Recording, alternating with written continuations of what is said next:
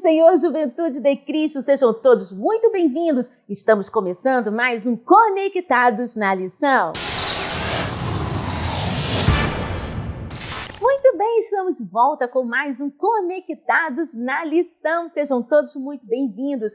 E estamos recebendo em nossos estúdios da Editora Betel os representantes da Juventude de Cristo. Eu estou falando dela, da nossa querida diaconisa Jennifer Velt, seja muito bem-vinda. E também o representante dos rapazes da Juventude de Cristo. Estou falando dele, o obreiro Vitor Rangel, seja muito bem-vindo. E, gente, que honra receber aqui o comentarista da lição, nosso querido pastor Sérgio Costa. Seja muito bem-vindo, pastor. Gente, a nossa lição de número 2 traz o título sobre ataque e ameaças diárias. E eu já quero fazer a primeira pergunta ao nosso querido comentarista. Pastor Sérgio, qual é o grande perigo do pecado em nossas vidas? A paz do Senhor, Tininha, a paz do Senhor, Jennifer, a paz do Senhor, Vitor, e a paz do Senhor, você, que está conosco aqui, né, nesse momento do Conectados na Lição. Respondendo essa pergunta, eu agradeço essa pergunta desde já, sobre qual o grande perigo do pecado para as nossas vidas, a gente deve entender o seguinte, que o pecado, ele afasta o homem de Deus. A própria palavra pecado vem do grego, a palavra hamartia, que significa errar o alvo. Ou seja, Deus ele criou o ser humano com um propósito. Então Deus estabeleceu um propósito e estabeleceu também para o homem a liberdade. Então o homem ele é um ser livre. Por ser livre, ele também é responsável. Então tudo que o homem faz, ele é responsável pelas suas ações. Se ele fizer aquilo que é certo, que é correto, ele vai ser recompensado. Agora, se ele fizer algo que é errado, que é contra o propósito original de Deus, ele vai ser ali penalizado por causa disso. Então, esse é um contexto da liberdade humana. Sendo assim, o homem ele tem um foco, foi criado com um objetivo. Mas o pecado é o ato que o homem faz que ele foge daquilo que Deus projetou para ele. Então, o que acontece quando o homem peca? Primeiramente, ele se afasta de Deus. Porque o homem foi criado à imagem e semelhança de Deus. E por ser a imagem e semelhança de Deus, ele deveria viver uma vida de santidade. E o pecado faz com que o homem,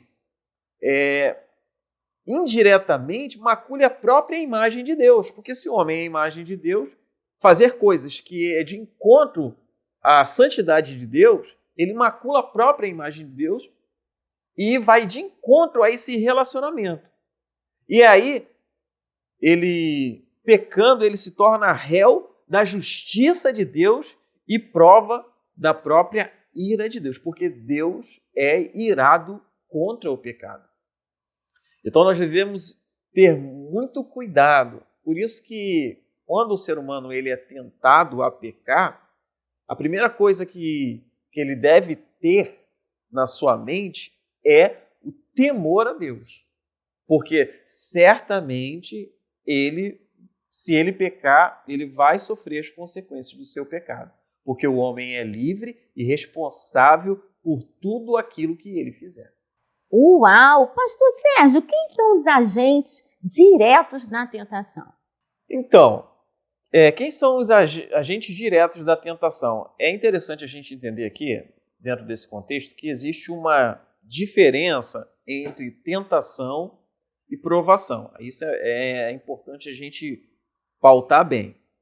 A provação, ela vem de Deus. Então, Deus nos prova. E por que Deus nos prova? Ele nos prova para que nós venhamos a sermos aprovados por Ele.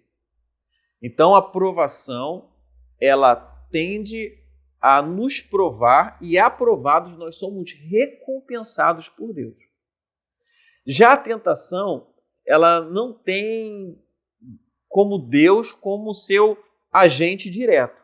Então, na tentação, o agente direto da tentação são Satanás, e a gente vai ver isso na história de Jesus, ali na tentação no deserto.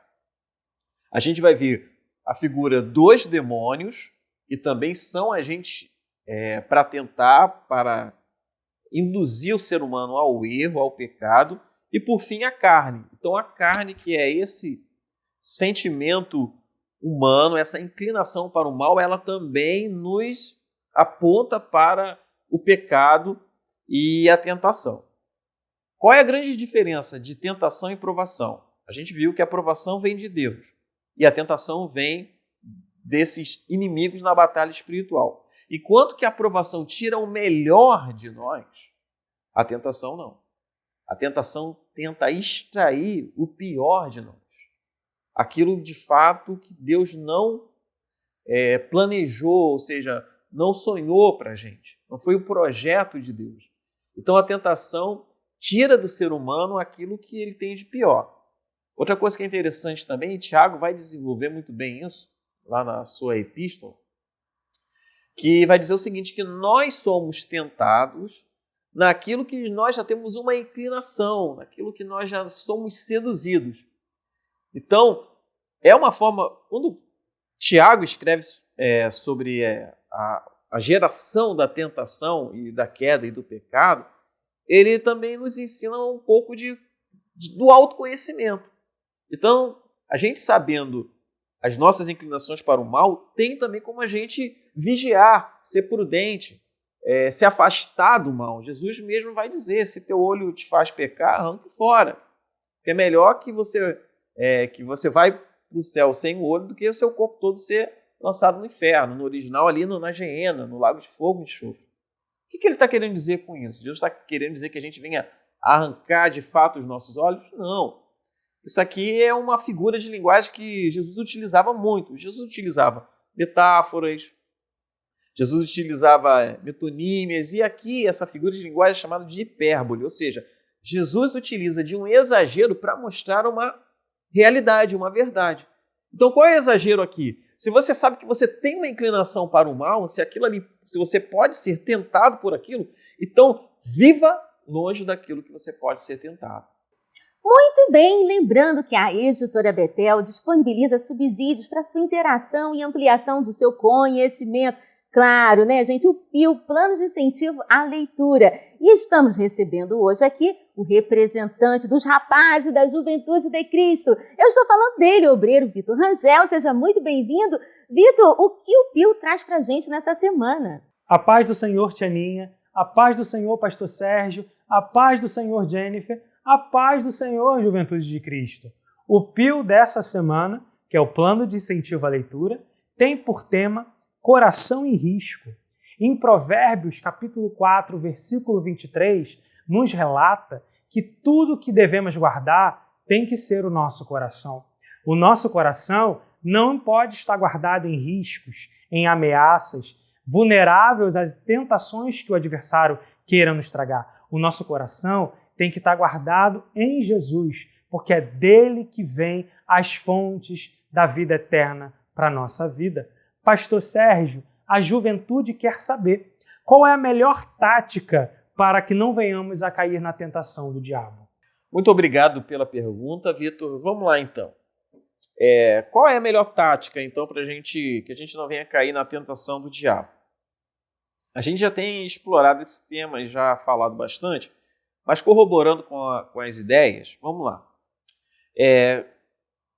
A gente tem que ter, primeiramente, o autoconhecimento. E segundo, que é muito importante, que é tão importante quanto você ser vigilante, quanto ter uma vida de oração, é também que nós venhamos a estar cheios da presença de Deus. E isso é o exemplo máximo de uma vida de santidade. Então, eu gosto até de um trocadilho que diz mais ou menos assim, né? Sou salvo porque me santifico ou me santifico porque sou salvo?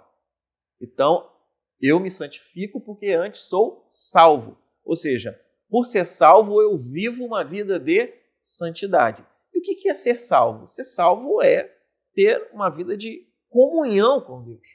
E a gente sabe que a salvação ela entra no pacotão, né? Então, a salvação ela não é somente quando eu morrer ou quando Jesus voltar me arrebatar. A salvação ela tem vários processos. E o processo que é tão importante quanto a salvação, é o processo da santificação. Então, inicialmente a conversão, com a conversão a regeneração e com a regeneração a santificação. A conversão é o ato de quando eu não era convertido, é a metanoia, ou seja, eu segui a vida em um sentido, e aí ao encontrar com Cristo eu dei uma volta de 180 graus, ou seja, não vou mais para aquela direção, vou para uma outra direção. Esse é o ato da conversão, da metanoia. Automaticamente, junto com a conversão, acontece o ato da regeneração. Enquanto que a conversão é uma resposta humana do homem para Deus, a regeneração é um ato de Deus para o ser humano, ou seja, Deus muda a minha natureza. Então eu tenho uma natureza mudada, transformada quando eu me converto. E a partir daí, agora eu vou ter uma vida de santificação. Tem um ditado mais ou menos assim que diz que a conversão é um milagre de 1 segundo, mas a santificação é um milagre para uma vida toda, porque é um processo. Então, eu estou santo, mas eu me santifico. Por isso que ela é posicional, ou seja, eu sou santo, e ela é progressiva, porque eu vou me santificando.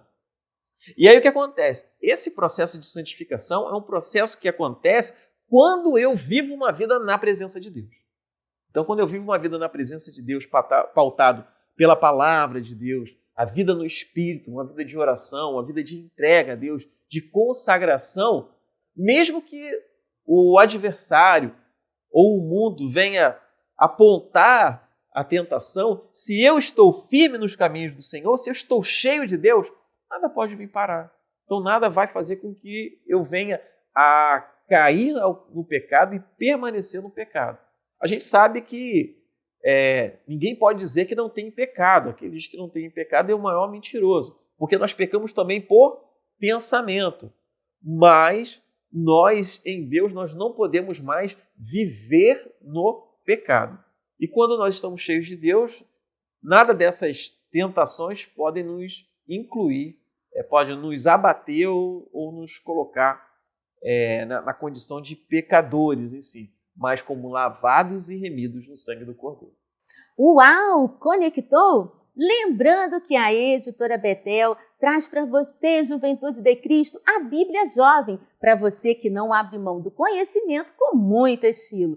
E lembrando também que já está disponível em nossa loja virtual o livro Subsídio do Trimestre, Batalha Espiritual, uma guerra invisível, mas real. Adquira agora mesmo por um desses telefones que está passando na sua tela ou em nossa loja virtual, editorabetel.com.br. Bem, nós vamos ficando por aqui. Muito obrigada à companhia de todos vocês e até a próxima semana com mais um Conectados na Lição.